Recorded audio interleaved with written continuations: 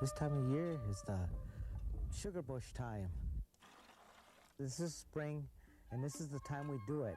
And you can see that the snow is almost gone, and everything is starting now. The new life. The new life has started again.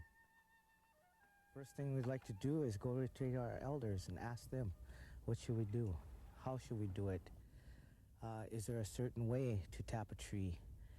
And then they tell you right away to put out your tobacco to show the Great Spirit that you appease that tree. And because you're hurting the tree when you tap it, because you're drilling into that tree and you're putting a scar on that tree. Well, when you put that tobacco out, the Great Spirit sees that and heals that tree. We already done that here. The tobacco's already been put out. The kids from the Little Black Bear School, you had each class out here from kindergarten all the way to 5th grade, and they were tapping each one of the trees. And you just tell them, what do we do first before we tap these trees? And they'll tell you, tobacco, we got to put that out first because we're hurting that tree. You put the tobacco on the ground and by the tree that you tap, to show that you're giving that offering to that tree. And the Great Spirit can see it, that you want this sugar. You have to have 40 gallons of sap to get 1 gallon of syrup. It's fun. It's getting out and getting fresh air, plus bringing out the kids. When I have the schools come out and to see what we're doing and to show the culture. And this is what I do. I teach this culture in the school and bring them out to show them these trees. Yeah, they learn it in the classroom, but it's better to see it as we go out and do it. These are the students I teach at the Little Black Bear. They're the drum group singers, and each one of them do a different thing at carry wood in, stoke up the fire, help out. They just try to help out as much as they can. Besides their little fights and spats and stuff like typical kids. I talked to one of my elders today, and I asked her, can we sing an honor song for the trees, for the food that he's given us, the sugar and syrup, the sugar cakes to feed the young and the old, because that's what it fed the tree when it's coming in the spring. And now it's feeding the elders and the young people, because it's spring. So we want to honor them, and we'd like to honor the elders too.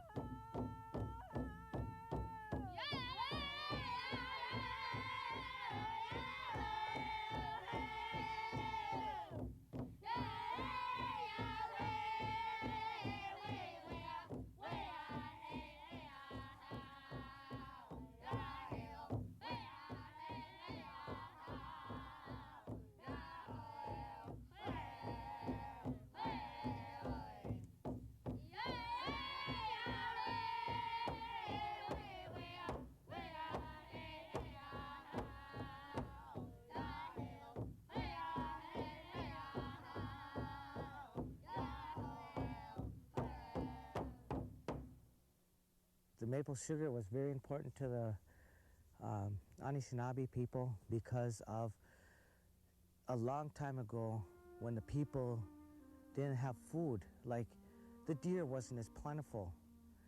So they'd go hungry. And what they had to go back on was the sugar cakes. And the children, that's what they had to suck on, to use, to have that energy to build them back up again. Before the iron pots and the iron spigots, well, they had the sumac, or else the Wisconsin, like I hear, had the cedar stick that they carved into a little ditch or a gully like, and put them into the trees. But they didn't have a drill to drill into the tree, so how could they make the hole? How could they make that sap drain? Well, they took their hatchets and they hit the tree, but they had a rock or a bone hatchet, and they'd hit that tree and make a V, a gutter onto the tree like a V. And then they'd take that bone handle and grind it into the tree only about a ½ inch. And then they'd pound that spigot in there. And then it'd all go to that spigot into their birch bark basket that was laying on the ground, that was sitting there. And it'd all drip in there. The modern day things now, what we do is we tap the tree with a hand auger. We have the hand auger. Well, some people don't put nails in a tree. They lay their cans on the ground, and it drips into the ground from the spigot. And I still use the sumac spigots because I like them a lot better than the metal kind, because the metal has a flavor to it. And these don't have a flavor. They're just natural, and it doesn't hurt the tree. Sumac is the ones that the elders told me to use because it don't hurt the tree. It's a wood, and it's soft wood. The middle is soft. It's like a corky substance in the middle. You can either take it and push it out. It's going to take longer time, or take a hot rod and shove it through. It'll burn fast. It's the heart, and it's really soft. You can pick it right out. They use sumac for a lot of different things. Sumac roots is used for medicine. You use it. You take the root and you wash it and you boil it and have somebody drink it if they have diarrhea, and it cures it, real good. They used it as pipe stems because it was easy to go through and easy to carve down to what they wanted. There's a lot of different things, like the tops are made of tea. You can drink it as tea. With two halves. See the corky middle. A long time ago, before they had drills, they split the sumac in half, and they use half. But after we clean this out, we clean this cork-like middle out of there. It's nice and smooth in there. You see that? And then, a long time ago, they didn't have, drill bits and things, so they had to use what they had, like bone knife, to carve into the tree to make a round hole. Is just a half hole to put this part into there, just a little ways in. But they made a V into the tree, and it drained like a trough into this trough of sumac. And it just drained down into there and went into your birch bark basket. And then that basket was laid on the ground, and it just dripped in there. And that's how they did it a long time ago.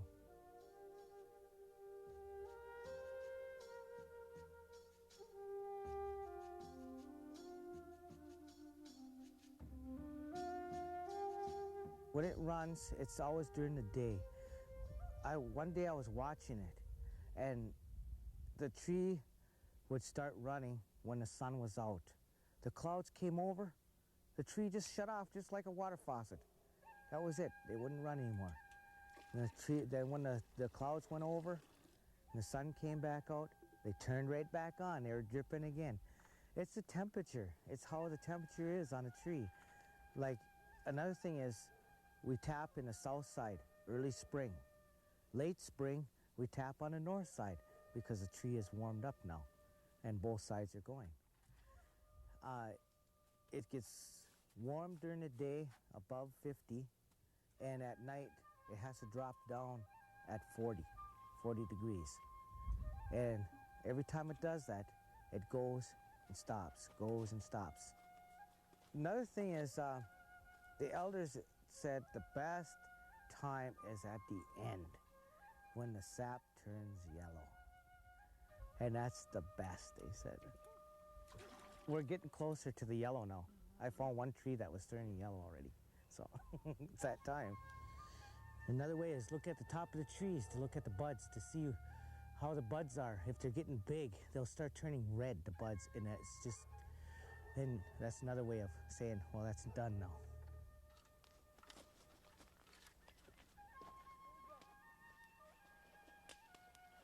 We filtered it through the rag to dump it into the vat, and you see how many gallons it took to fill that.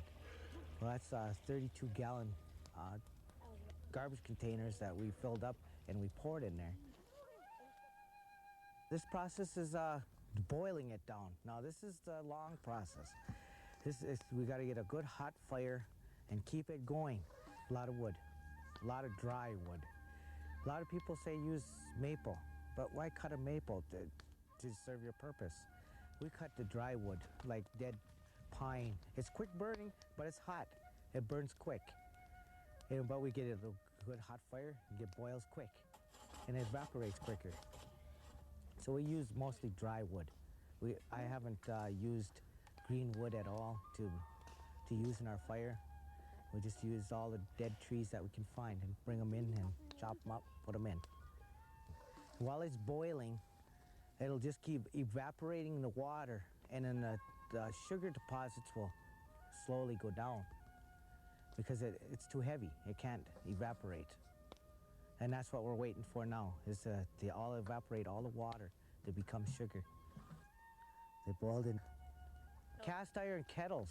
It's a big, round, black cast iron kettle that they used. It's like a frying pan, cast iron frying pan, but rounded. And they used to boil in that when they could get them. Nowadays they're pretty expensive, $800, so and it's hard to get sometimes, depending how much you have. Sometimes it could take you 24 hours, and that's all night, all day, and you're pretty well tired out by the end of the day. Sometimes the guys that come out here and they like to practice their songs and to sing, to see what, there's nothing else to do. Like the wood is going, the fire's going hot, it's boiling. And so I tell the guys, well, go do something while we're waiting again before we have to split some more wood. And so they go up and they sing. But it's not always singing, it's always working, always doing something. The kids are never sitting around doing nothing. They like to go out in the woods and run around out there and raise dickens, as they say. After I boil it down and all of the containers are boiled out and it gets down, it'll start getting down to a darker color. So then I watch it because the bubbles get smaller. As the bubbles get smaller, it's turning into sugar. So you have to hurry up and douse the fire and then strain it. And then we bring it in the house now. And before we never used to, we just did it and over with. But now we bring it in the house and we strain it a few more times. And then we boil it down the rest of the way. Once it's boiled down, it's a real thick syrup. And then also, we boil it down even further, then you get sugar cookies. This is maple syrup. This is the finished product after it's done. After all that boiling and everything. This is what the elders love. It sticks to the roof of your mouth and then to your tongue. These are the sugar cookies. The sugar cakes, sugar cookies, but it's not the candy. It's more it's more what the elders like if they don't have dentures. They just break apart real easy. delicious. I love the taste of this. And the kids just love it too. That's why they keep coming asking for it. I want more. Oh, I use it for medicines, um, to eat, and to give away. A lot of times I don't have none left because I gave it all away. So that's the difference right there. Is I hardly ever saved any. And Jim, when he was still here, he'd ask me, "Do you have any more? Why? What'd you do to it?" I ate it. Okay, I'll give you some more. So I give him 2 more jars, and oh, I love it, I love it. And the sugar cookies. When I make the sugar cookies, they're for the elders, because the elders, when they don't have no teeth, well, you could bite these ones, and it doesn't. It's not hard. It's real soft. It just breaks apart for the elders to eat, and that's what they like. And first time I've done them, and they come out that way. And then there's other years that, if you've been going on these trees, for 3 years, well, then you're not supposed to be there, and they'll tell you that, because your syrup, it will be a different taste. Your sugar cookies will turn into molasses, and they won't be no good no more. So that's why we have to watch the trees, how many years you do it. And it's 3 years to tap the trees, 5 years to let them rest. So you'd have to find a new sugar bush again. I think it's important that this continues to go on and to show other people, the younger generation, so they bring it up to their generation, and they'll go on and go on, because otherwise we're gonna lose it. It's not gonna be here no more.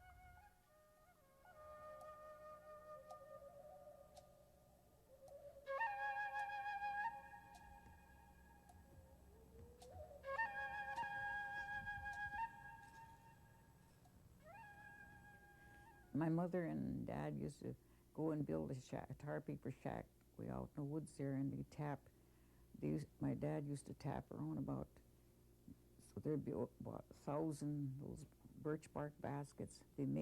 My mother and Dad both made those things that would catch the sap, and he made the spouts too. So, because it used to take us almost all day to go from one side to haul the sap and go all the way around. By the time we got to the end, it was almost getting time to quit, and we noticed the others were getting filled up, on days when it ran real good. And then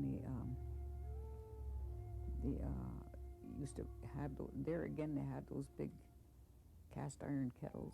They had a few of those cans that they put handles on. They had a great big long fireplace there where they used to carry it in pails, and great big barrels we had there, and they had a cheesecloth there to sift that so nothing, it'll come out clean.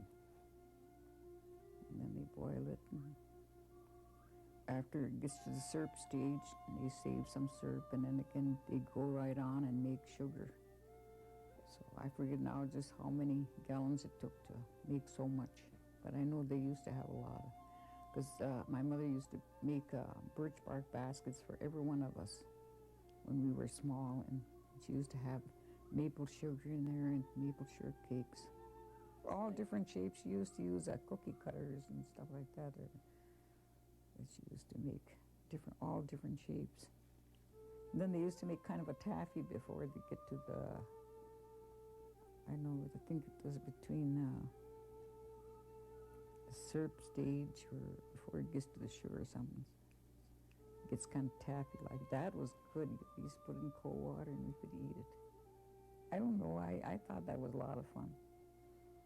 Just the idea of being out in the woods there. And we used to camp during the whole season, because I remember we missed school, I don't know how long, and I don't know what grade I was in, but my older sister, Marion, used to write timetables on, it was good, easy to write on a tar paper, and I studied those, so I wasn't behind in school. Some of the syrup they saved, but the sugar they saved all of that, so they had a lot of sugar, because they used to put it in sweetening things, you know. My mother really used to like sugar. It was one of the few spices that traditional people had. And I was told that they put maple sugar on fish, they put it on wild rice, they put it on deer meat, just about all the foods that you have. And it's quite a ceremonial food because it's tied in so much with our culture. When you made the sugar back then, keeping the syrup wasn't a part of it. You didn't keep maple syrup because you had no way of storing it. And so everything was taken down to the sugar form. So it was a real hard process. And nowadays, of course, we keep the syrup, but the sugar was a commodity that was used long ago when people came to your lodge. If you were able to offer them maple sugar for their drink, for their coffee, for instance, or to put on some of the wild rice or the deer meat or whatever, that was really showing a lot of respect to the people because these were really special people. You had this maple sugar to give because it was so hard to get. Even nowadays at Waswaganing, at this camp that I have, I never sell the maple sugar. I might sell sample bottles of maple syrup, but not the sugar. It was such a sacred food that it was not used, I'm told by many of the traditional people, as something to barter. You gave that away because it was so important that you couldn't put a value on it. So it's a very, very important traditional food source.